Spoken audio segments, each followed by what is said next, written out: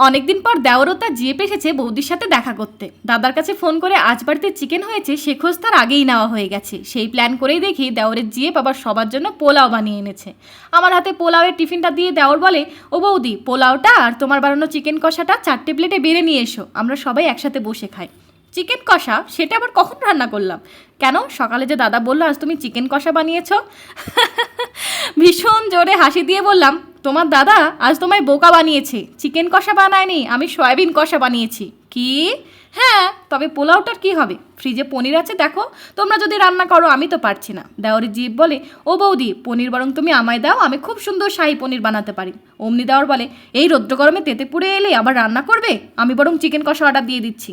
বাহ দেওর বাবু, এত দরদ! আমি রান্না করলে গরম লাগবে না, জিএফ রান্না করলে? না না বৌদি, দাও, আমি বানাচ্ছি।